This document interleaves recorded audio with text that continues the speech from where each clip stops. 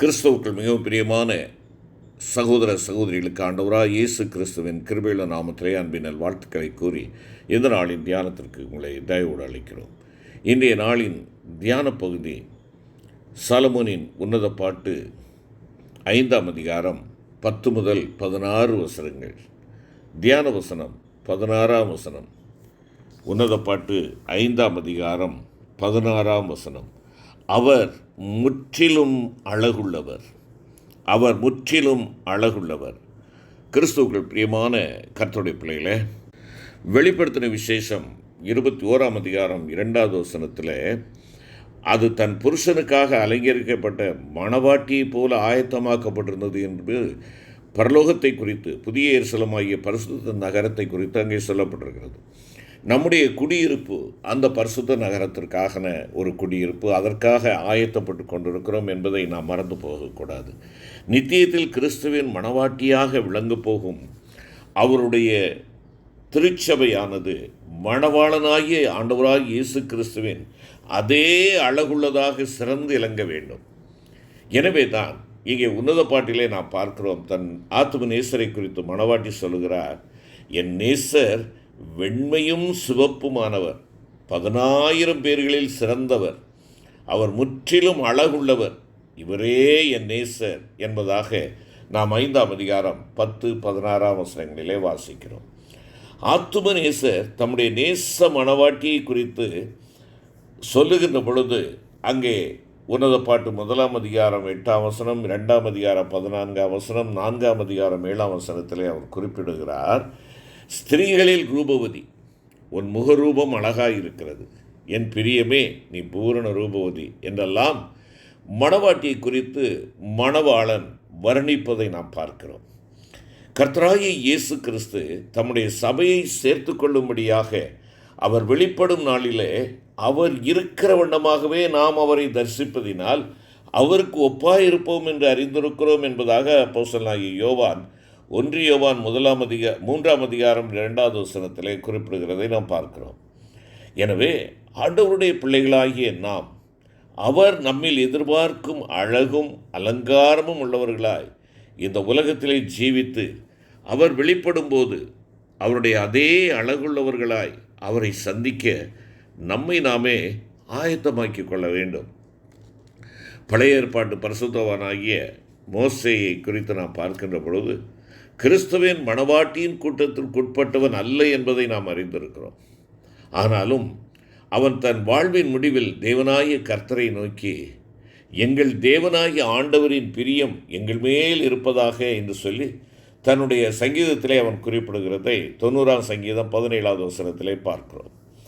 அவனுடைய இந்த ஜெபம் எப்படி இருக்கிறது? எங்கள் தேவனாகிய ஆண்டவரின் பிரியம் எங்கள் மேல் இருப்பதாக என்ற இந்த ஜெபம், இது ஆங்கில மொழிபெயர்ப்பிலே நாம் பார்ப்போம் என்றால், எங்கள் தேவனாகிய ஆண்டவரின் அழகு எங்கள் மேல் இருப்பதாக என்பதாக பார்க்கிறோம். எங்கள் தேவனாகிய ஆண்டவரின் அழகு எங்கள் மேல் இருப்பதாக. நம்முடைய தேவனாகிய கர்த்தரின் அழகு நம்மில் பிரதிபலிக்கும் என்றால் அவருடைய பிரியம் நிச்சயமாகவே நம் மீது இருக்கும். என் பிரியமே நீ பூரண ரூபவதி என்று மணவாளன் மணவாட்டியை பார்த்து கூறுவது இதை உறுதிப்படுத்துகிறது அல்லவா? ஆண்டவராகிய கர்த்தர் நம்மில் எதிர்பார்க்கும் அழகு என்பது நம்முடைய சுபாவத்தின் அழகே ஆகும். 1 சாமுவேல் 16:7 நாம் பார்க்கிறோம், மனுஷன் பார்க்கிறபடி நான் பாரேன், மனுஷன் முகத்தை பார்ப்பான், கர்த்தரோ இருதயத்தை பார்க்கிறார் என்பதாக சாமுவேலிடம் ஆண்டவர் குறிப்பிடுகிறதை பார்க்கிறோம்.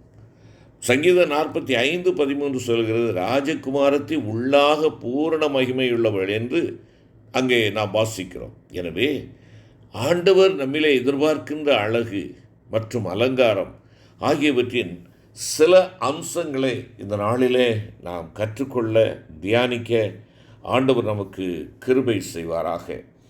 முதலாவதாக நீதிமொழிகள் 31ஆம் அதிகாரம் 30வது வசனத்தை நாம் பார்க்கின்ற பொழுது, சௌந்தரியம் வஞ்சனை உள்ளது, அழகும் வீண் என்று நாம் வாசிப்பதை தொடர்ந்து கர்த்தருக்கு பயப்படுகிற ஸ்திரியே புகழப்படுவாள் என்று நாம் வாசிக்கிறோம். எனவே கர்த்தருக்கு பயப்படுவது என்பது நம்முடைய தேவன் தன்னுடைய பிள்ளைகளில் பிரியப்படுகின்ற ஆவிக்குரிய ஒரு அழகாயிருக்கிறது என்று சொல்லி நாம் திட்டமாய் சொல்ல முடியும். பழைய ஏற்பாட்டிலும் தேவனுக்கு பயந்து ஜீவித்து வந்த பரிசுத்தவான்களை நாம் பார்க்கிறோம். ஆபிரகாம் தேவனுடைய வார்த்தைக்கு கீழ்ப்படிந்து தன் புத்திரனும் ஏகசுதனும் நேசகுமாரனுமாகிய ஈசாக்கை பலி செலுத்தும்படியாக தீர்மானித்து ஒப்புக் கொடுத்த போது, நீ அவனை உன் புத்திரன் என்றும் உன் ஏகசுதன் என்றும் பாராமல் எனக்காக ஒப்புக் கொடுத்தபடியினால் நீ தேவனுக்கு பயப்படுகிறவன் என்று இப்பொழுது அறிந்திருக்கிறேன் என்பதாக ஆண்டவரே அவனை குறித்து சாட்சி கொடுக்கிறார். நம்முடைய அன்புக்கும் பாசத்துக்கும் உரிய யாதொரு நபரையும் நம் தேவன் நம்மிடம் உரிமை கோருகையில் அந்நபரை நாம் மனப்பூர்வமாய் அவருக்கு அர்ப்பணிப்போம் என்றால் நம்மை குறித்தும் தேவன் நீ தேவனுக்கு பயப்படுகிறவன் என்று இப்பொழுது அறிந்திருக்கிறேன் என்று சாட்சி கூறுவார் என்பது அதிக நிச்சயம். நெகேமியாவை பாருங்கள். தன்னை குறித்து தான் யூதா தேசத்திலே அதிபதியாயிருக்கும்படி நியமிக்கப்பட்ட 12 வருஷ காலமாய் தானும் தன் சகோதரரும் அதிபதிகள் வாங்குகிற படியை வாங்கி சாப்பிடவில்லை. தனக்கு முன்னிருந்த அதிபதிகள் ஜனங்களுக்கு பாரமாயிருந்து அவர்கள் கையிலே அப்பமும் திராட்சரசமும் வாங்கினதும் அல்லாமல் 40 சேக்கல் வெள்ளியும் வாங்கி வந்தார்கள். அவர்கள் வேலைக்காரர் முதலாய் ஜனங்கள் மேல் அதிகாரம் செலுத்தினார்கள். நானோ தேவனுக்கு பயந்ததினால் இப்படி செய்யவில்லை என்று சொல்லி சாட்சியாக அவன் அறிவிக்கிறான். நானோ தேவனுக்கு பயந்ததினால் இப்படி செய்யவில்லை. அருமையான கர்த்தருடைய பிள்ளைகளே, தேவன் என்னிலே விரும்புகிற அழகு தேவ பயம். தேவ பயமுடையவனாக நான் இருக்கிறேனா? பிரியமான கர்த்தருடைய பிள்ளைகளே, தேவன் இந்த உலகத்திலே உன்னை வைத்திருக்கும் இடத்தில் இவ்விதமான காரியங்களிலே உன் கைகளை சுத்தமானவையாக காத்துக்கொண்டு நீ தேவனுக்கு பயப்படுகிறவன் என்பதை மற்றவர்களுக்கு முன்பாக வெளிப்படுத்தக்கூடியவனாக இருக்கிறாயா? நீ உன்னுடைய அலுவலகத்திலே நீ பணி செய்கிற இடங்களிலே உன் கை சுத்தமாக இருக்கிறதா?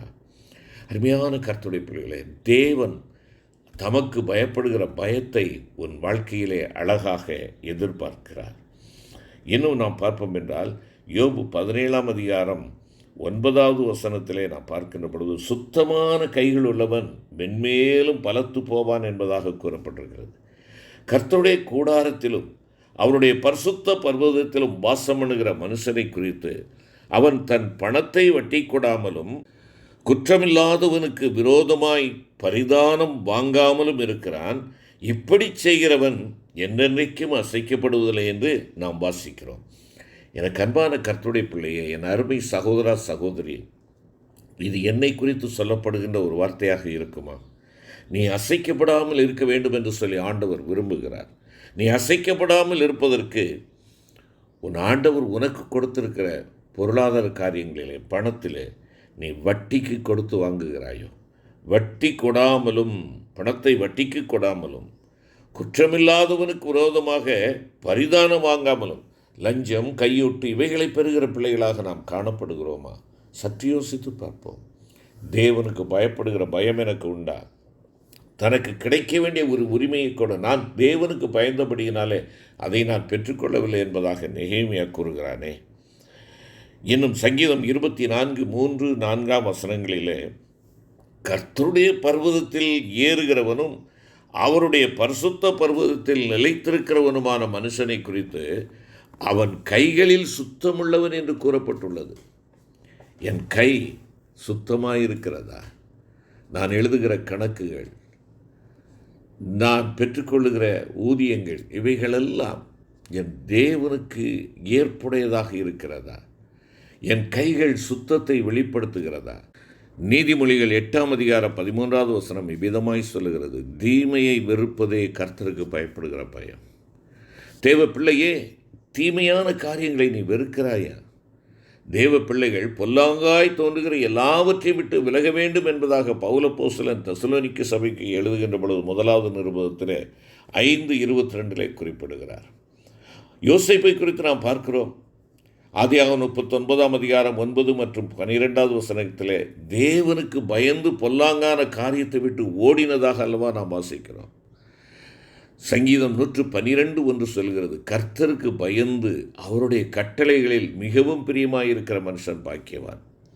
அருமையான கர்த்தருடைய பிள்ளையே, தேவனுக்கு பயப்படும் பயம் உன்னில் உண்டா என்று உன்னை நீயே ஆராய்ந்து பார்த்து உன்னை சுத்திகரித்துக் கொள்வாயாக. மோசையின் சகோதரியாகிய மிரியாமும் சகோதரனாகிய ஆரோனும் மோசேக்கு விரோதமாக பேசிய போது தேவன் அவர்களை பார்த்து, நீங்கள் என் தாசனாகிய மோசேக்கு விரோதமாய் பேச உங்களுக்கு பயமில்லாமற் போனதென்ன என்பதாக ஆண்டவர் கேட்டதாக எண்ணாகமம் 12:8 வாசிக்கிறோம். மேலும் 9வது வசனம் சொல்கிறது, கர்த்தருடைய கோபம் அவர்கள் மேல் மூண்டது, அவர் போய்விட்டார் என்று நாம் வாசிக்கிறோம். அதைத் தொடர்ந்து மிரியாமுக்கு சம்பவித்ததையும் இஸ்ரவேலர் அனைவரின் பிரயாணமும் சில நாட்கள் தடைப்பட்டதையும் நாம் அறிகிறோம் அல்லவா? நம்மை நடத்தும்படியாக தேவனால் நியமிக்கப்பட்டவர்களுக்கு விரோதமாக, நம்முடைய ஆத்துமாவுக்கு உத்தரவாதமாக இருக்கக்கூடிய போதகர்களுக்கோ ஊழியர்களுக்கோ விரோதமாக நாம் பேசுவோம் என்றால் தேவன் நம்மை பார்த்து உனக்கு பயமில்லாமற் போனது என்ன என்று கேட்பார். எனவே அதை குறித்து நாம் அதிக கவனமாக இருப்போமாக. எங்களை நேசிக்கிற அன்பின் ஆண்டவரே, உம்முடைய வருகை சமீபமாக இருக்கும் இந்த நாட்களிலே தேவரீர் என்னிலே எங்களிலே எதிர்பார்க்கும் தேவ பயத்தை காத்துக்கொண்டு நீர் விரும்புகின்ற அழகை நாங்கள் எங்களுடைய ஜீவியத்தில் அதிக பயத்தோடும் நடுக்கத்தோடும் நாங்கள் அதை வெளிப்படுத்தி எங்களுடைய ரட்சிப்பு நிறைவேற பிரயாசப்படும்படியாக உம்முடைய பாதத்தில் எங்களை அர்ப்பணிக்கிறோம். உம்முடைய கிருபை எங்களை தாங்கட்டும். மீட்பர் இயேசு கிறிஸ்து மூலம் வேண்டிக் கொள்கிறோம் நல்ல பிதாவே, ஆமென்.